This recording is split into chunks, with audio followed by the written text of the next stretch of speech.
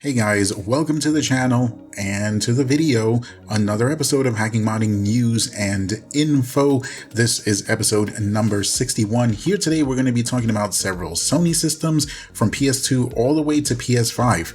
That's right, you heard me right, we're even going to be covering something regarding the PS2. Then we're going to cover a couple of things regarding the Switch, a big update to Godmode 9 for the 3DS, and that's pretty much where we're going to wrap it up. There is some big news that came out from Team Libretro regarding some hardware, but I think it's big enough news that it's worth just its own standalone video. So hopefully within a day or so, I'll bring you that news. It should be fairly quick. If you don't know what these weekly segments are all about, you can look down in the description for a brief summary. Let's go ahead and let's get started with some PS5 news first. Alright, so we head on over to Logic Sunrise, and there's this post here that's really interesting regarding the PS5. Apparently one of the members of Team Rebug, who goes by Abcarino, I hope I'm saying that right, found a way to dump and flash the Nand of the PS5. Now this is using the Teensy++ 2.0 flasher, which was used with the PS4, except here the code was cleaned up a bit, it was improved some, and it was made compatible to work with the PS5, and sure enough it did, to be able to dump the NAND and flash it. Now here's the thing, this does not mean that we have a jailbreak for the PS5 right now. It doesn't mean that we're going to be able to downgrade our systems or anything like that. This is a step in the right direction. It can help the developers, but it is not a jailbreak, and it is not a guarantee that this will lead to the system getting hacked or finding an exploit. And just keep in mind, guys, this is the PS5. Even if somehow someone does find a hack or an exploit, we need to hope that it gets turned over to the public, because they can always turn it over to Sony and collect a big bounty, and then, well, we may not get it, or we may not see it for a long time. So anyway, let's see what happens, and anything that develops from this, of course, I will be letting you guys know right away and keeping you up to date. Next, we have PlayStation 4 Toolbox version 2.1. A bunch of nonsense numbers that are not needed. All you need to know is that this PS4 Toolbox is for use with your PC, and then you connect to your PS4 via network. And once you do that, then you have access to a lot of cool stuff. There's a trainer manager here, a cheat engine, payload injector, just a bunch of stuff. For right now, it only works on 5.05 and 7.02.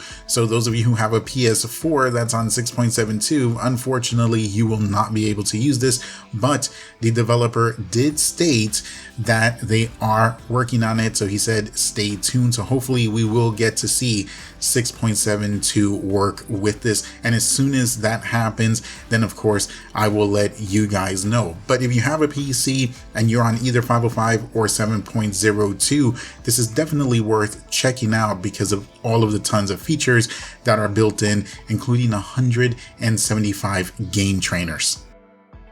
Next up, if trophies are your thing, then this is definitely going to be right up your alley. A PS4 trophy unlocker. This will allow you to unlock trophies of a game you have installed. It of course does require you to have a modded PS4, and you also need to have a PC, and can start unlocking these trophies for whatever particular game you have installed. There's a bunch of information here regarding it over at PSX Hacks, and there's also a demo video here that someone posted. When you see this in action, you can see here, for example, they start to unlock the trophies for a particular game, and then you start getting the notifications that the trophy has been earned. So if this is your thing, if you're all up into trophies and you want to earn them for a particular game the easy way with zero effort, and you're okay with that, then definitely PS4 Trophy Unlocker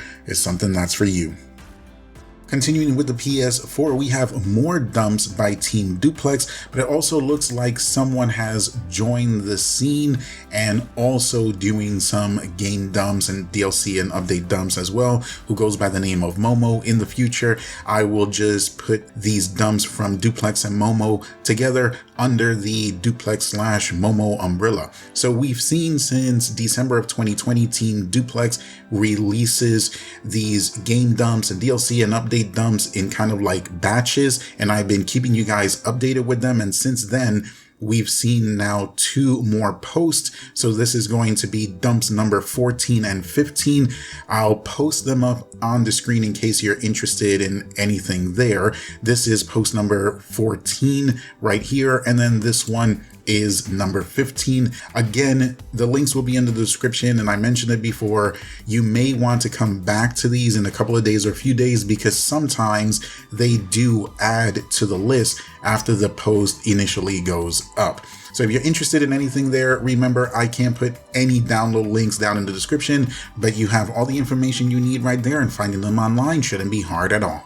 Next, we have an update to PS4 Cheater. This is now compatible with 7.02. This homebrew, or I should say this tool, has been around for a while. It is for use with your PC. It makes a connection to your PS4 via your network, and the main reason why people use it is to find cheats. If you want unlimited ammo, unlimited health, maybe just a ton of extra cash or experience points, whatever the case may be, you can probably do it with this. Modded Warfare already did a tutorial on this, although I believe it was on 5.05.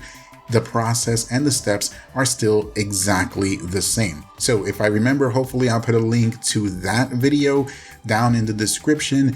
And then once you watch his tutorial, which is easy to follow, then you'll be all set up where you can experiment and try and find some cheats for your favorite games if they don't have cheats already set up for them. And let's move on to the PS3 scene and the return of the Rebug site. Well, sort of. It had come back, I think it was back for the past week or 2 or so, and now that I'm doing the video, of course, it's experiencing an issue.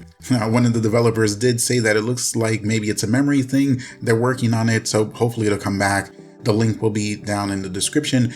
I don't know why it was gone for such a long time, but the good thing is it had come back. Anyway, if you need to get a Rebug custom firmware and or a toolbox, there's still plenty of places you can download them from online, including even my Discord. So if you're a member of my Discord or you join, the link will be down in the description. You can come here to the PS3 Rebug CFW channel, and here you will find all of the Rebugs that were pretty much released starting from 4.80.1 and up, whether they're DREX, REX, or lights, and their proper toolboxes that go with them are there as well, all the way up to 4.86.1 light, which was their last custom firmware that they released.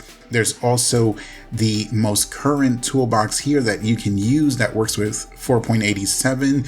You can even use it with other custom firmwares, except of course if it's a non-Rebug CFW, some of the features will not work. I also added a couple links here to a couple of videos that may help you out, where you can just downgrade from any custom firmware down to any other lower one. So if you have, let's say, Ferrix 4.87 installed and you want to install Rebug 4.84 or 4.82, you can do that very easily. And then this video here shows you how to convert a regular Kex Rebug over to Dex. You can even go back to Kex and just keep going back and forth as many times as you like. So even if the site is down right now, you still have a lot of options out there on how to get their CFWs and their toolboxes.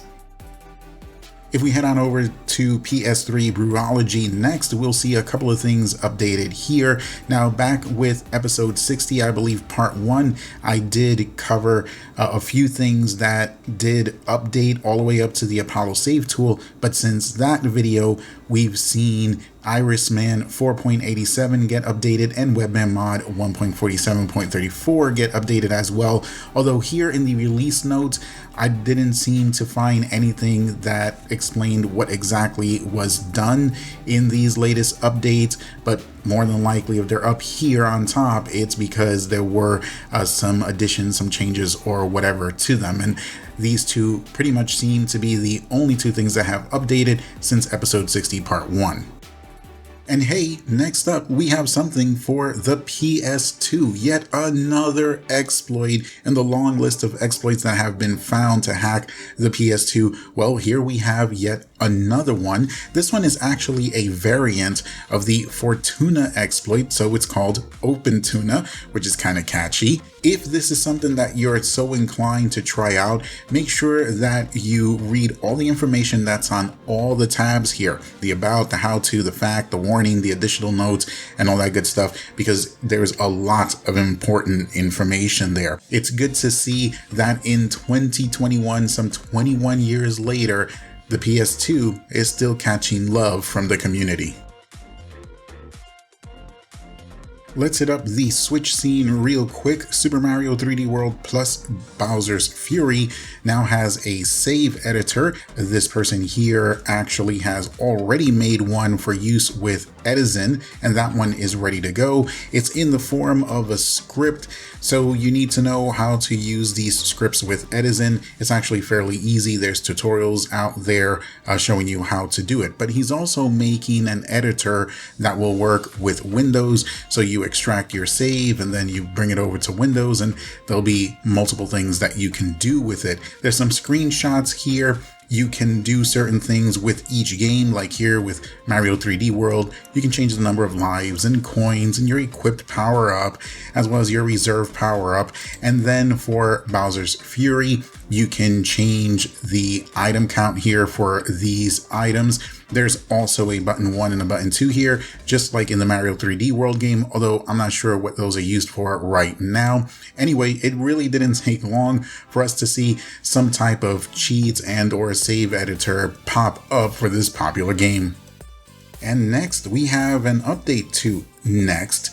NEXT is a boot manager for your modded Switch. I've talked about this before, but it recently got some big updates. There's been a complete overhaul to the appearance of the boot manager, and they've added a couple of things here and there. This is kind of similar to Hecate or to Retro Reloader. It comes with a lot of nice features, and now it's in English as well. You can see here what's included, the requirements, and there's a nice lengthy list of instructions on how to set this up and how to use it. Head on over to the releases. Make sure you grab the latest release here. It's just one zip file, and make sure you check out the changelog as well. And we will wrap things up with the 3DS and a huge update to Godmode 9. If you have a modded 2DS, 3DS system, chances are you're already using Godmode 9, or at least you've already heard of it.